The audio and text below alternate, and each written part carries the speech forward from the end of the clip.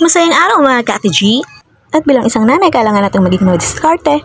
Kaya naman magtitinda ako ng DIY dishwashing liquid. At nyo nga, nagpa-parcel na po ako at dumating na. Nang buksan ko nga po, may kasama ng 1 liter bottle na 16 piraso. Pati itong takip na 16 pieces. At ito na po yung free sticker niya. Kasama nga rin po itong gagawin nating dishwashing liquid. At ito nga po yung manual ko paano natin gawin. Kaya naman dali-dali ko nang binuksan. Kainaman nga po dito sa dishwashing liquid na ito.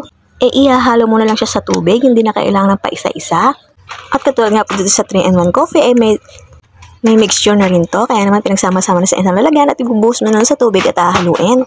Kung nakikilala nyo nga po yung sikat na vlogger na ng Wonder Family, ito nga po yung negosyo nila sa Sabon Station. Kaya dun po ako na-order. Nabili ko nga po ito ng 20% off. At dahil nga po sa instant mixture na ito at isang haluan na lang sa tubig, hindi katulad ng regular na DIY kit na pa isa-isa mo isasalin dito sa tubig.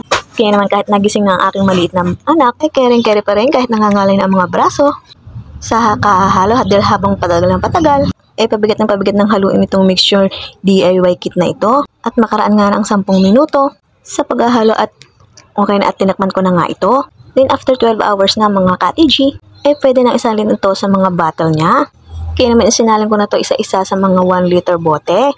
So iisipin mo mga ka-Ate G, nandito ka lang sa bahay, kikita ka na, basta matyaga ka at magaling kang mag-sales stock. Pwede mo nga itong ibenta bahay-bahay at pwede ring online. Sa katulad ko nga may mga anak at hindi makalabas ng bahay dahil nag-aalaga, sa online ko na nga lang ito ititinda. At kahit papaano ay may extra income naman pumasok dito sa amin. Tamang pambili ng mga gastusin dito sa bahay, katulad ng mga ulam at bigas na din. Kailangan natin maging madiskarte at gumawa ng racket. Anyway, matapos ko na nga pong haluin, ay nilagay ko na nga pong sticker. At pagkatapos inilagay ko na nga dito sa box at ready na pambenta. Kaya naman sa gustong bumili ng negosyo kit na ito ay mapakikita lang sa comment section at marami namang pagpipilian. Anyway, hanggang dito na lang po. Maraming salamat sa panonood. Happy Earth!